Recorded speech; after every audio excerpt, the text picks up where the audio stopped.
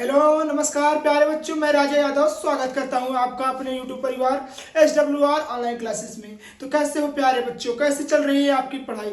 उम्मीद है आपकी पढ़ाई बेहतर चल रही होगी और आप भी अच्छे होंगे। अब आपका पेपर बहुत नज़दीक आ गया है। अब देखिए, समय बर्बाद नहीं करिए। इसमें आपको यह देखिए, यहाँ पर देखिए 10 तारीख हो चुकी है लगभग, ठीक है। आपको आज 9 तारीख है, ठीक है। ये 9 तारीख आज आपको हो गई है, जिसमें आपको 20 दिन इसमें और बचे हैं और 20 दिन उसमें फरवरी मान लीजिए 45 दिन मान के चलिए, 45 दिन मान के चलिए बचे हैं।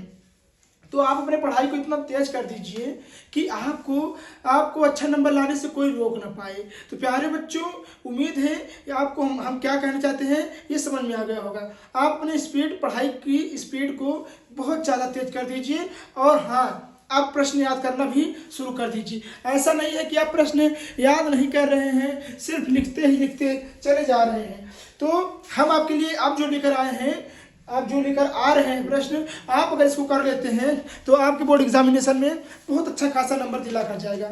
ये देखिए, आपको सेट है, देख लीजिएगा सेट निकाल कर। 2023 का सेट है, जो कि जीव विज्ञान यानी बायोलॉजी का सेट है। 348 सी के सेट है, जो कि प्रयागराज जिले में पूछा गया था। आप इसमें देखेंगे, इसमें जो प्रश्न पूछा गया है उसी प्रश्न हम आपको और दिखा दे रहे हैं। 3-4 प्रश्न हमारे पास पेपर है, जो कि हमारे बोर्ड एग्जामिनेशन में देखिए, इसमें भी आया था, 2024 में भी आया था और एक सेट और है 2023 में, ये सीके था। और ये कौन सा सेट है, जीएफ है। तो ये जीएफ सेट है। तो ये 3 सेट है, ऐसे पेपर हैं जिसमें ये क्वेश्चन जो आपको दिख रहे हैं, ये लगभग तीनों सेट में लगातार पूछे गए हैं, ठीक है। यहाँ आप प्रश्न देख सकते हैं, ठीक है प्यारे बच्चों, आप यहाँ पर प्रश्न देख सकते हैं। ये कितने महत्वपूर्ण प्रश्न हैं, जो कि आपके एग्जामिनेशन के लिए बहुत महत्वपूर्ण होते हैं। तो हम आपके लिए आपके हिस्से सेट पेपर से, जो विगत वर्षों में 2016, 17, 18, 19 और 22, 23, 24 के पेपरों में पूछा गया है, उसे ही पेपर लेकर आते हैं। वहीं से ही आपका सारा सेट उठाकर लेकर आते हैं। विगत 10 वर्ष से, मतलब 8 से 10 वर्ष का पेपर हम आपके लिए लेकर आते हैं, जिसमें बहुत सारा क्वेश्चन पूछा जाता है, उसे ही हम आपको कराने का प्रयास करते हैं। तो आज हम आपके लिए लेकर आए हैं बायोलॉजी क्लास 12 3 नंबर वाले सभी महत्वपूर्ण प्रश्न, जो हर साल पूछे जाते हैं। सभी महत्वपूर्ण प्रश्न हैं जो हर साल पूछे जाते हैं। इस बार इसकी आने की संभावना 100% हो जाती है, क्योंकि प्यारे बच्चों, ये ऐसा क्वेश्चन है जो कि हमारे सेट पेपर में लगभग 4 सालों से 5 सालों में विगत में आया हुआ है और इस बार भी इसकी आने की संभावना बहुत ज़्यादा बढ़ गई है, ठीक है। तो आइए हम आपको एक एक करके सभी महत्वपूर्ण 15 प्रश्न करवाते हैं, जो आपके लिए बहुत ही अच्छे, बहुत ही लाभदायक और बहुत ही कह सकते हैं कि बेनिफिट वाला क्वेश्चन है, ठीक है। एक एक को आइए देखते हैं करके, क्वेश्चन को सबको समझते हैं और हम आपको बताते भी चलेंगे, ठीक है। आइए देखते हैं। पहला क्वेश्चन क्या कह रहा है, जिफ्ट एवं एफटीपी का फुल फॉर्म बताइए। तो ये लगभग 3 सेटों में पूछा गया है। जिफ्ट एफटीपी हो गया, एक था ZYFT है, एक है ZGIFT होता है, गिफ्ट जिसे बोलते हैं, एक वो था, और एक IVF का फुल फॉर्म था, इसको भी पूछा गया था। तो ये 3 पेपर में ज़्यादा पूछा गया था, इसीलिए हम इसको लेकर आए हैं। क्या, जिफ्ट और एवं FTP का फुल फॉर्म बताइए। अगर आपको नहीं आ रहा है, अगर देखिए, इसको आपको कमेंट में बताना है। अगर नहीं आ रहा है तो आप हमें कमेंट कर दीजिएगा, हम आपको कमेंट में ही बता देंगे, ठीक है। दूसरा नंबर क्वेश्चन देखिए, सह प्रभाविता को परिभाषित कीजिए। देखिए प्यारे बच्चों, सह प्रभाविता किसे कहते हैं, और एक और प्रभाविता होती है जिसे हम अपूर्ण प्रभाविता कहते हैं। क्या कहते हैं, अपूर्ण वो प्रभाविता कहते हैं, उसे भी आप तैयार कर लीजिएगा। वो भी बहुत सारा कह सकते हैं, बहुत सारे सेटों में पूछा गया है। और ऐसे भी प्रश्न आता है, सहप्रभाविता एवं अपूर्ण प्रभाविता में अंतर स्पष्ट कीजिए, ठीक है। तो आपको कुछ इस प्रकार से क्वेश्चन भी देखने को मिल सकता है। तीसरा नंबर प्रश्न देखिए, त्रिसूत्रता एवं एकल सूत्रता में अंतर स्पष्ट कीजिए। ये जो पेपर का क्वेश्चन है, ये लगभग हमारे सेट में 2022, 23 और 24 में लगातार पूछा गया है प्यारे बच्चों। 2022, 23, 24 क्या त्रिसूत्रता एवं एकल सूत्रता में अंतर स्पष्ट कीजिए। त्रिसूत्रता एवं एकल सूत्रता यह कौन से चैप्टर से लिया गया है क्वेश्चन, आप कमेंट में जरूर बताइएगा। अगर आपको पता होगा या इस चैप्टर से लिया गया है तो आपको यह क्वेश्चन जरूर आएगा, क्योंकि आज जो वही बच्चा इसको बता पाएगा जो चैप्टर को पढ़ा रहेगा। ठीक है, तो आप घबराइएगा बिल्कुल नहीं, आप अपने दिमाग से इसको अच्छे से देख लीजिए, क्वेश्चन अपने नोटबुक में उतार लीजिए। उस नोटबुक से जब उतारेंगे और उसके बाद आप जो स्कूल की फेयर रहेगी, कोचिंग की आपकी फेयर रहेगी, उससे आप मिलाइएगा, ये क्वेश्चन मिलेगा, उसे ही याद कर लीजिएगा। यही होता है आपका, कह सकते हैं कि बहुत ही फास्ट रिवीजन ऐसे ही होता है प्यारे बच्चों। चौथा नंबर क्वेश्चन क्या कह रहा है, कह रहा है जैव विविधता क्षति के 2 कारण बताइए। तो जैव विविधता जो क्षति होती है, जिसको हम हानि बोलते हैं, जैव विविधता की हानि क्या होती है उसको बताइए, और तो उदाहरण भी दीजिए, नहीं कारण भी बताइए। तो इसको भी आप तैयार कर लीजिएगा। 5वां नंबर क्या कह रहा है, मानव में लिंग संलग्नता से आप क्या समझते हैं, यानी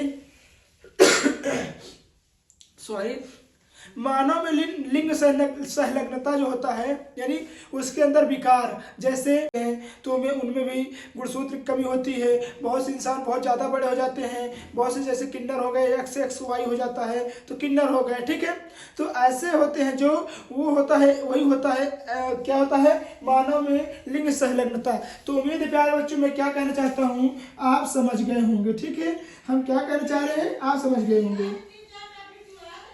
6वां नंबर क्वेश्चन देखिए क्या कह रहा है, संकरण क्या होता है, संकरण क्या होता है और कृत्रिम संकरण से आप समझाइए। तो ऐसे संकरण देखिए, कृत्रिम संकरण हम आपको बता दे रहे हैं। मेनली संकरण 2 प्रकार का होता है, एक होता है प्राकृतिक संकरण, एक होता है कृत्रिम संकरण।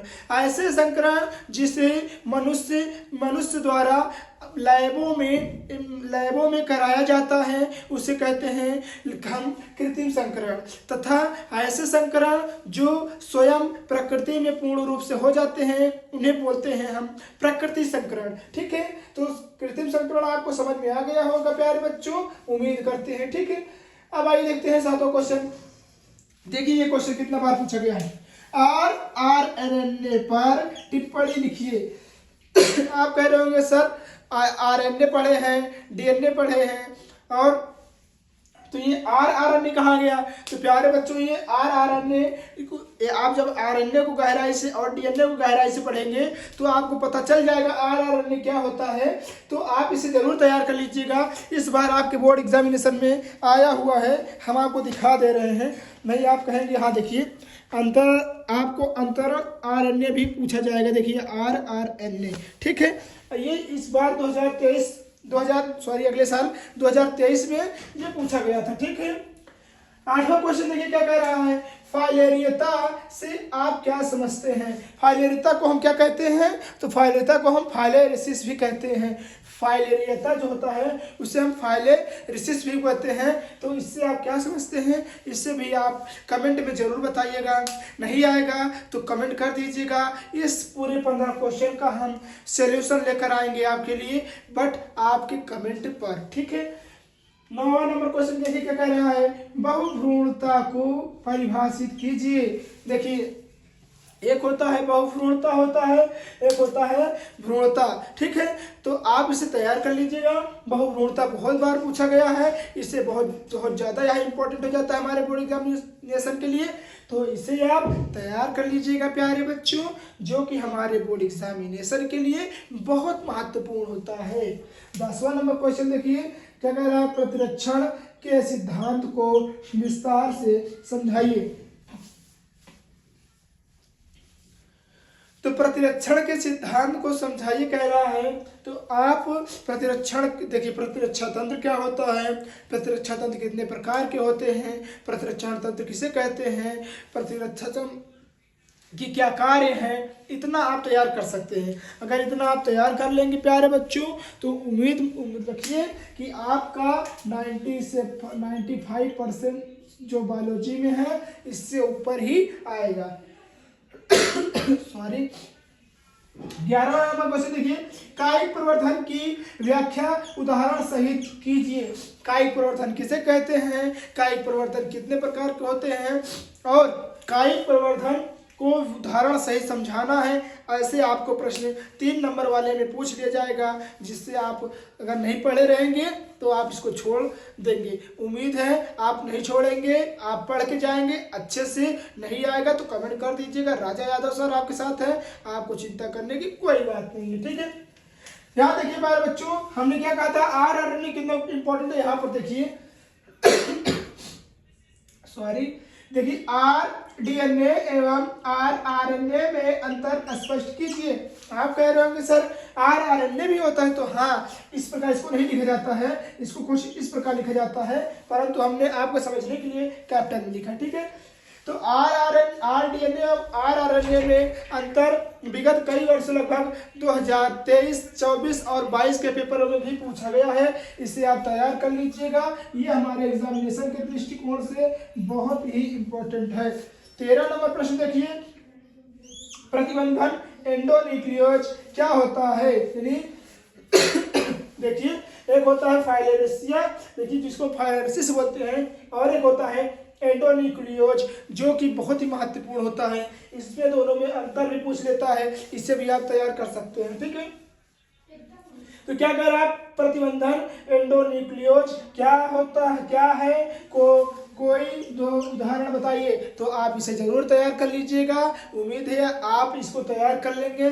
अगर नहीं आ रहा है प्रश्न, नहीं मिल रहा है प्रश्न, तो आप हमें एक बार कमेंट कर दीजिएगा, इसका पूरा सोल्यूशन हम लेकर आएंगे।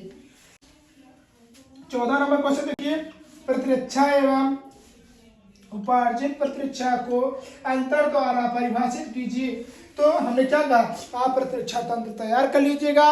प्रतिरक्षा तंत्र कितने प्रकार के, उसको भी तैयार कर लीजिएगा। उसी में आएगा उपार्जित प्रतिरक्षा तंत्र। तो प्रतिरक्षा तंत्र और उपार्जित प्रतिरक्षा क्या होता है, इसका उदाहरण सहित क्या करना है, अंतर स्पष्ट करना है।